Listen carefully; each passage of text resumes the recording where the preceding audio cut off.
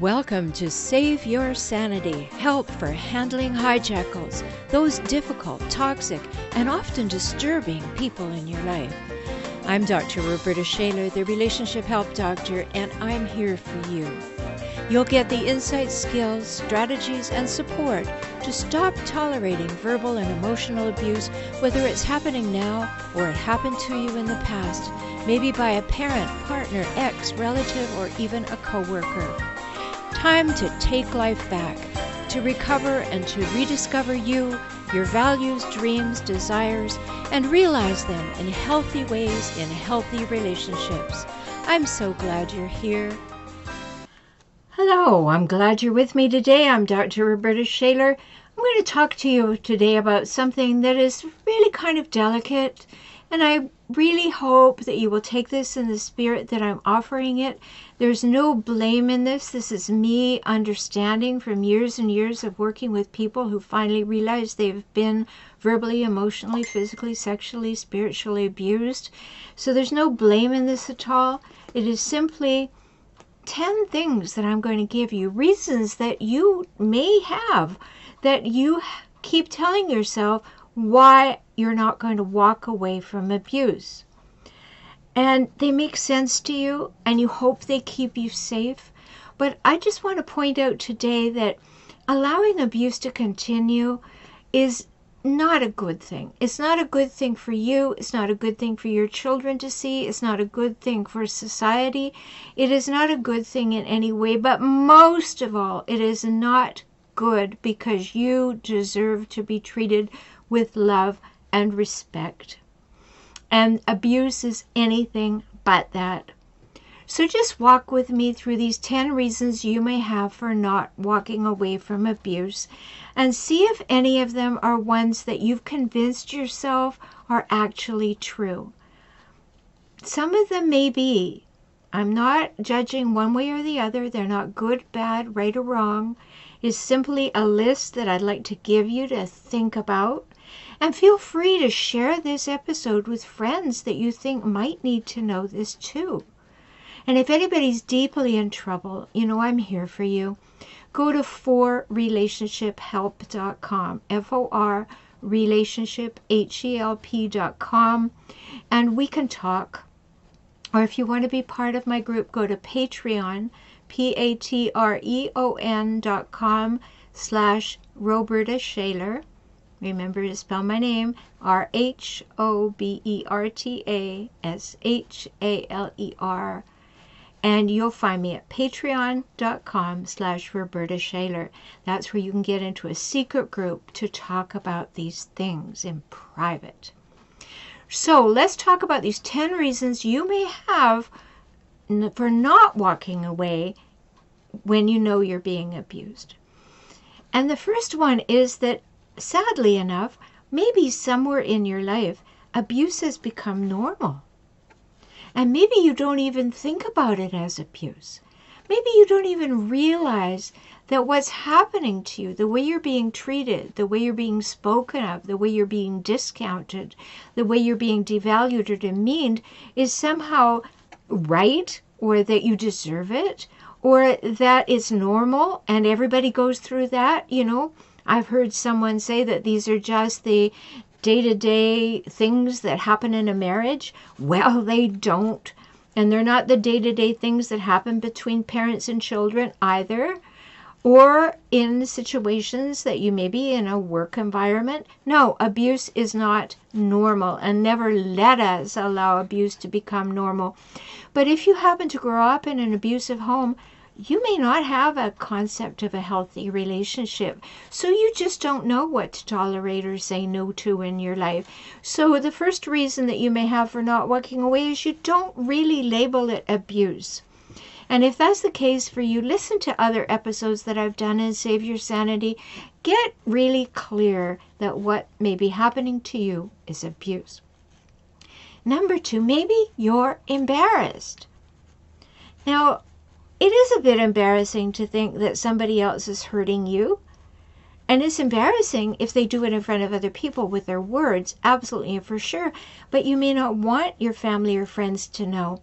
I know I've worked with clients who've said, Oh, my mother told me not to marry this person, and I did it anyway, and I just don't want her to know she was right. And so you're embarrassed and you stay in an abusive relationship. Don't do that. Don't do that. That's not healthy. It's not a good thing. You deserve more. And number 3, maybe you have low self-esteem. And surely if you're with an abuser or a hijackal, in my terms, a person who has the relationship hijacked for their own purposes and then they scavenge it for power, status, and control all the time, they are going to scoop you up and erode your self-esteem until there's hardly anything left.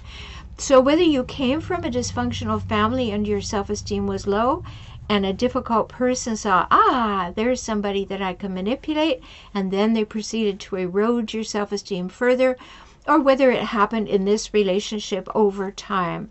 In my newsletter this week, which you're welcome to go and subscribe to at forrelationshiphelp.com/subscribe, I wrote about the idea of we getting used to certain behaviors. And it's like that, how do you cook a frog, You put them in the pot of cold water and then slowly turn up the heat. Well, that's what happens. And of course, that's not how you cook frogs. But that's what happens when you're in an abusive relationship. It starts out okay. Then there's little bits of abuse. And then you think, okay, well, it's just now and again. Or he's having a bad day. Or she's under a lot of stress. Or whatever reason that you use for it. But slowly the water gets hotter and hotter until you get hurt. Very, very hurt. So if you have low self-esteem, it may be the relationship that's caused it, and you can certainly do something about that. So don't allow that to stop you from walking away, but get help before you leave so you don't leave with a low self-esteem. The 4th idea, you may believe that the person who abuses you actually loves you. I had a client one day who came in and she had a big red mark across her face, and I said, what happened? And she said, he hit me with a hairbrush. And I said, really? I said, and you tell me that this is the man that you believe loves you? And she said, oh, yes, I know he loves me. I said, how did you know that?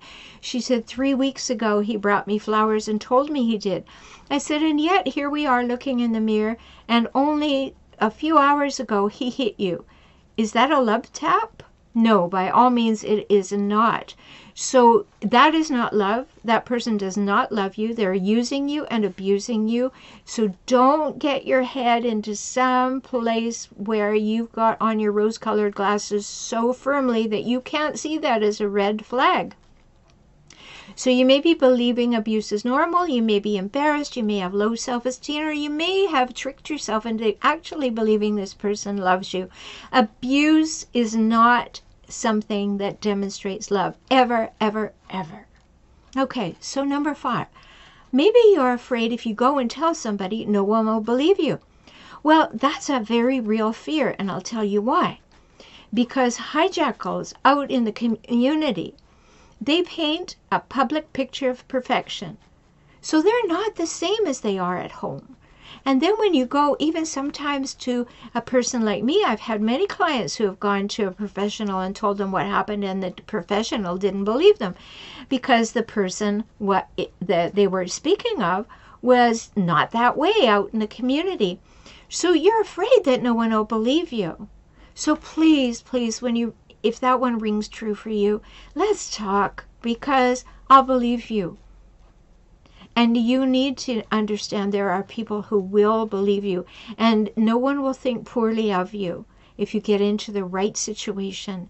So don't stay because you think no one will believe you. You've got to find the right person.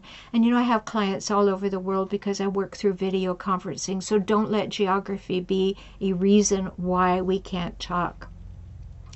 And number 6, you may be believing the abuser and their manipulation and allowing it to influence you.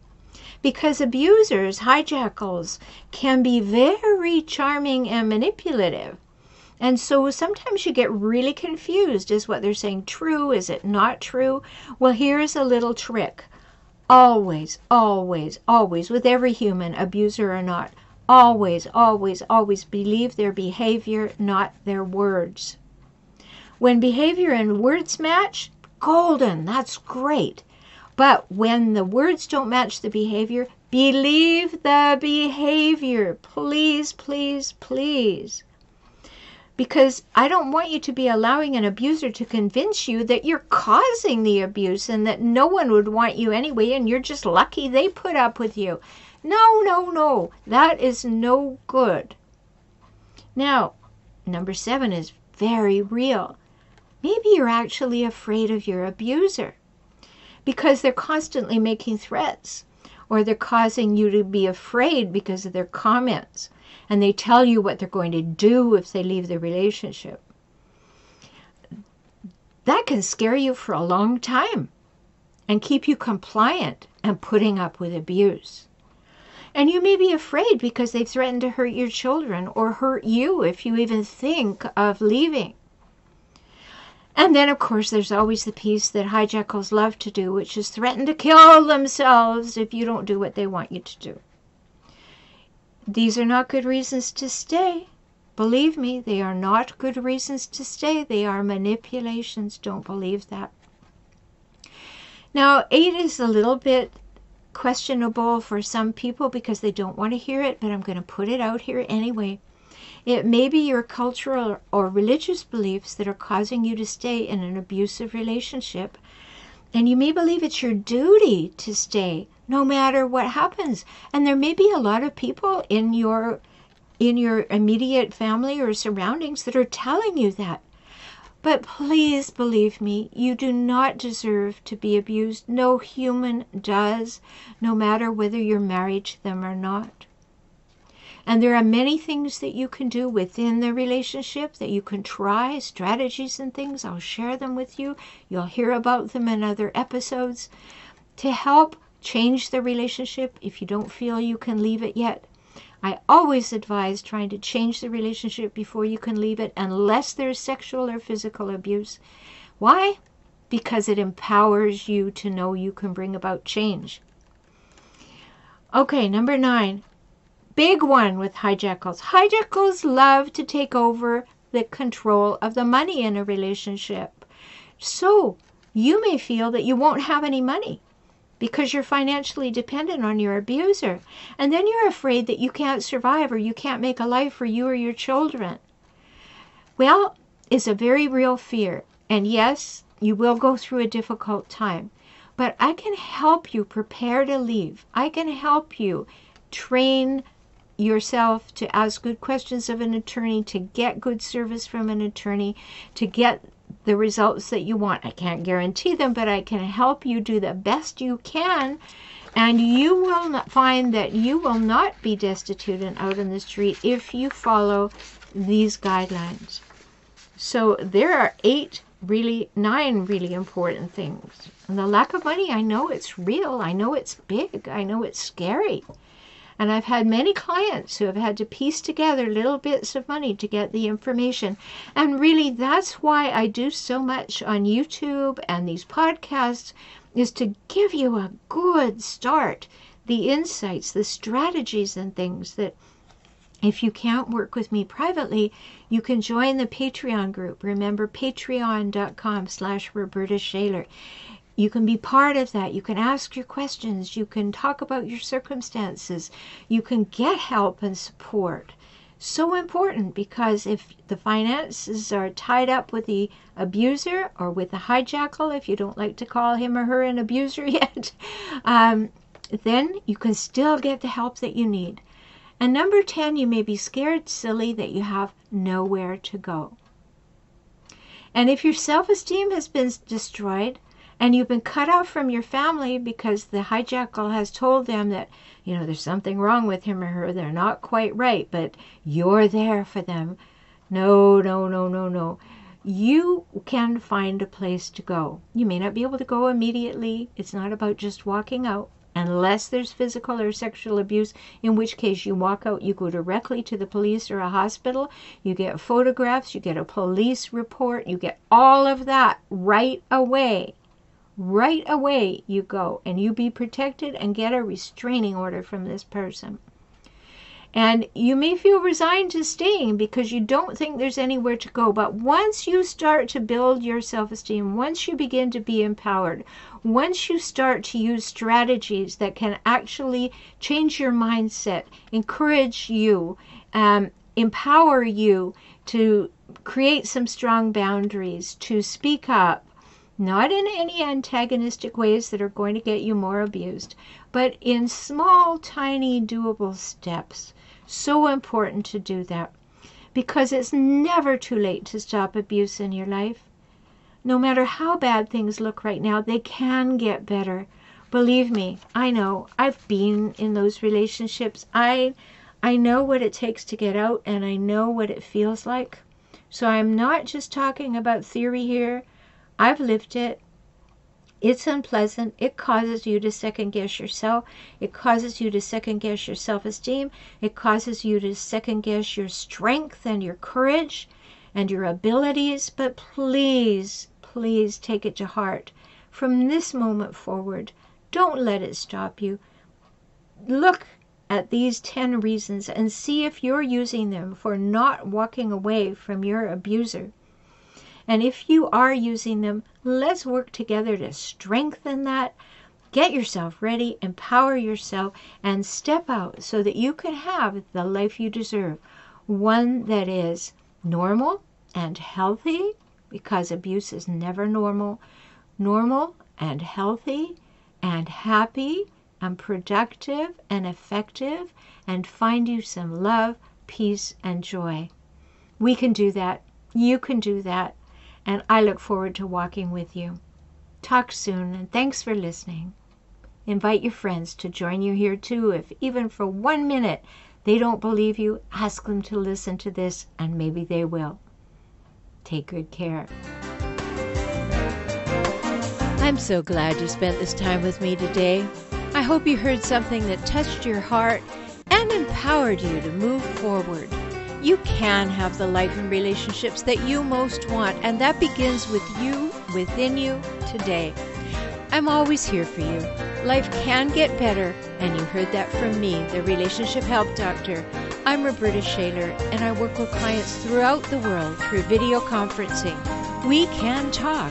So learn more at forrelationshiphelp.com, forrelationshiphelp.com, or visit me on YouTube at For Relationship Help. Join me for next week's show.